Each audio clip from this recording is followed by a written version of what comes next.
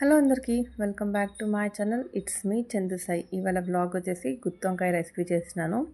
Process ఏందో చూసేసేయండి. First అయితే ఒక గిన్నెలో వాటర్ తీసుకున్నాను నేను. అలాగే దొట్టు కూడా యాడ్ చేశాను.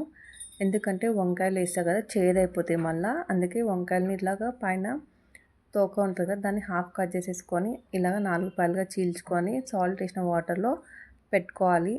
లేకపోతే చేదు వచ్చేసాయి అనమాట. అలాగే ఒక కడాయిలో పల్లీలు నువ్వులు కూడా ఫ్రై చేసేసుకున్నాను.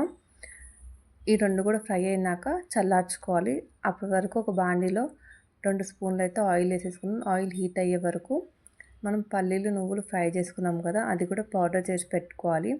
ఇక్కడ ఆయిల్ హీట్ అయ్యాక కట్ చేసి పెట్టుకున్న వంకాయలు కూడా 2 సైడ్స్ ఫ్లిప్ చేసేసుకొని ఫ్రై చేసుకోవాలి. 2 సైడ్స్ మంచిగా ఫ్రై అయినాక తీసి పక్కన పెట్టేసుకొని అదే ఆయిల్లో జీలకర్ర ఆవాలు అలాగే ధనియాలు కూడా దంచేసుకొని అందులో వేసుకున్నాను అనమాట.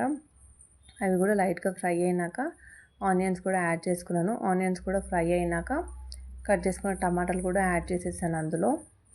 సో టమాటాలు ఆనియన్స్ రెండు కూడా ఉడికినాక అప్పుడు కరివేపాకు అలాగే పుదీనా కూడా యాడ్ చేసుకున్నాను. కరివేపాకు అందులోనే వేసేసిన, ఎందుకంటే నేను మ్యాక్సిమం మిక్సీ పట్టేస్తాను కాబట్టి.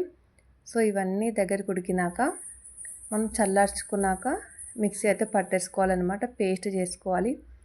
డైరెక్ట్గా కూడా వేసుకోవచ్చు. కాకపోతే ఏంటంటే ఉల్లిగడ్డ టమాటా వచ్చింది అనుకోండి కర్రీలో, తీసి పక్కన పడేస్తాం కదా. సో ఇలా పేస్ట్ చేసుకొని వేసుకుంటే ఏంటంటే టేస్ట్ కూడా బాగుంటుంది, కర్రీ కూడా వేస్ట్ అవ్వదు. సో మళ్ళీ కడాయిలో కొంచెం ఆయిల్ వేసేసుకొని వంకాయలు ఫ్రై చేసుకున్నాం కదా, ఆ వంకాయలు కూడా వేసేసుకొని ఏదైతే పేస్ట్ చేసుకున్నాం కదా ఆ పేస్ట్ కూడా యాడ్ చేసేసుకొని పల్లీలు నువ్వులు పౌడర్ కూడా ఉంది కదా, అది నేను 1.5 స్పూన్ అయితే తీసుకొని వేసుకున్నాను అనమాట. అలాగే వాటర్ కూడా వేసుకున్నాను, తగినంత వాటర్ వేసుకోవాలి. అది కొంచెం లైట్గా ఉడికినాక పసుపు అలాగే 2 స్పూన్ల కారం, 2 స్పూన్ల సాల్ట్, గరం మసాలా కూడా యాడ్ చేసుకున్నాను ఇందులో.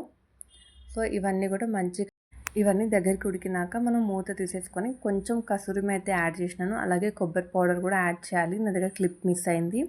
సో ఫైనల్గా కొత్తిమీర కూడా యాడ్ చేసేసుకొని కలిపేసుకున్నాను. ఒక 2 సెకండ్స్ మూత పెట్టేసుకుంటే ఆ ఫ్లేవర్ అనేది కర్రీలో ఉంటుంది కదా.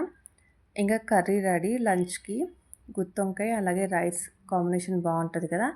లాస్ట్కి నేను లెమన్ అయితే పిండుకున్నాను. కొంచెం స్పైస్ ఎక్కువైనా కూడా ఈ లెమన్ వాటర్ తోటి ఏంటంటే కొంచెం బ్యాలెన్స్ చేస్తుంది కదా, అందుకే నా దగ్గర చింతపండు లేదు. ఇన్ కేస్ మీ దగ్గర చింతపండు ఉంటే చింతపండు యాడ్ చేసుకోండి. చింతపండు బదులు నేను ఇక్కడైతే నిమ్మకాయ పిండేసుకున్నాను. ఈ బ్లాగ్ కనుక నచ్చితే ప్లీజ్ నా ఛానల్ని సబ్స్క్రైబ్ చేసుకొని లైక్ చేయండి, కుదిరితే షేర్ చేయండి. Thank you for watching my blogs. Thank you so much.